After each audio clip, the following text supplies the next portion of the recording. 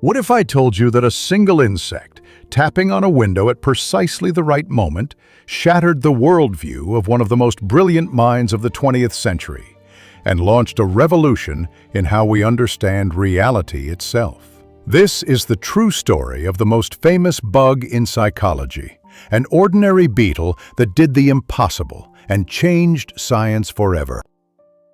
Picture this. It's the early 1920s in Zurich, and Carl Jung faces his most formidable opponent yet. Not a psychiatric disorder or a traumatic neurosis, but something far more challenging. A brilliant woman who simply could not be helped. Her name was Madeline Quarles van Ufford, though Jung would only refer to her cryptically in his writings. Born in the Dutch East Indies with an air of Eastern mystery, she possessed what Jung described as a highly polished Cartesian rationalism with an impeccably geometrical idea of reality. She was, in Jung's frustrated words, someone who always knew better about everything. Two therapists had already given up on her. Her excellent education had armed her with intellectual weapons perfectly designed to deflect any therapeutic intervention. She was, Jung admitted, psychologically inaccessible, despite sincere efforts on both sides. Imagine trying to help someone whose mind operated like an impenetrable fortress. Every emotional insight met with rational counterattack. Every therapeutic breakthrough blocked by intellectual superiority. Jung found himself in an impossible situation, facing a patient whose very brilliance had become her prison. Then came the session that would make history.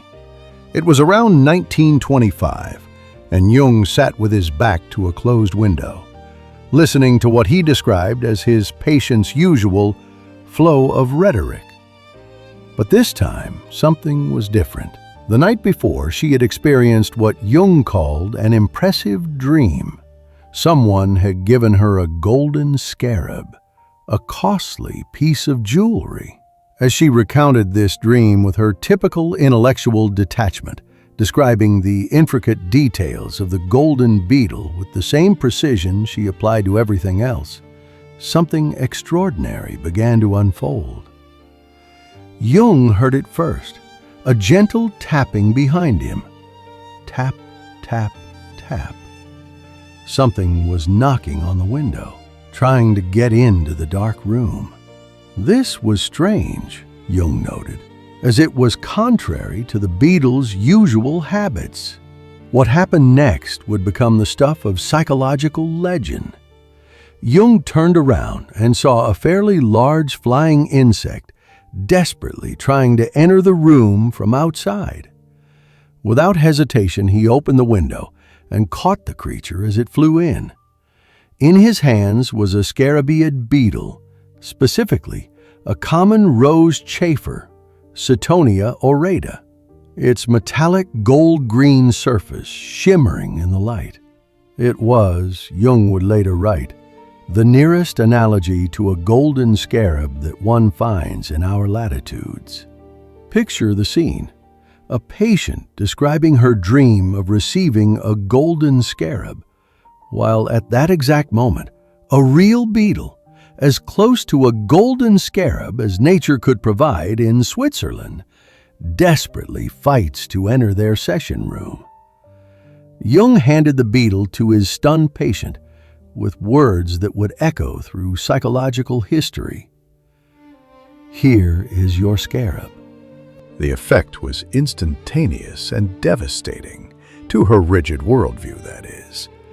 Jung reported that this single moment punctured the desired hole in her rationalism and broke the ice of her intellectual resistance.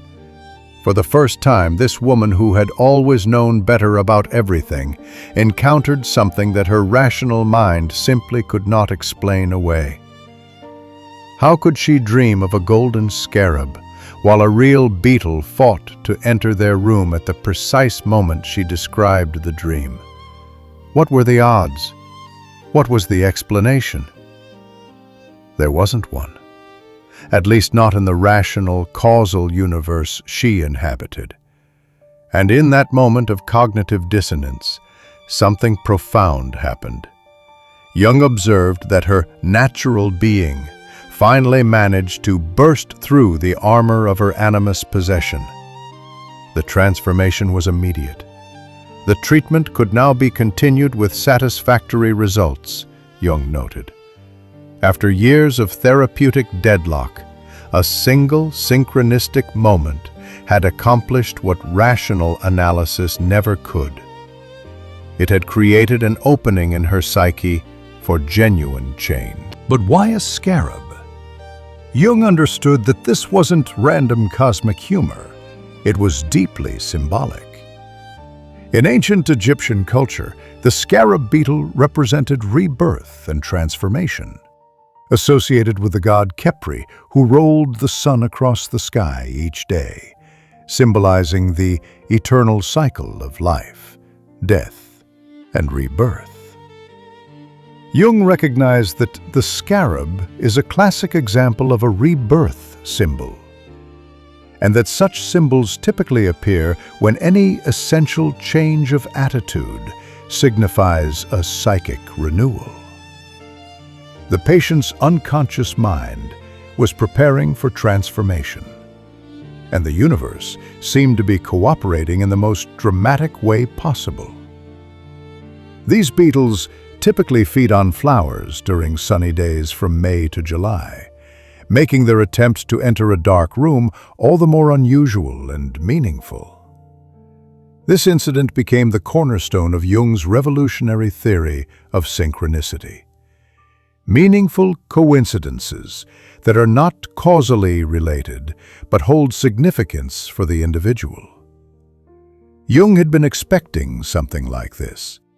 He confided that he had resigned himself to the hope that something unexpected and irrational would turn up, something that would burst the intellectual retort into which she had sealed herself. He understood that purely rational therapeutic approaches had limitations.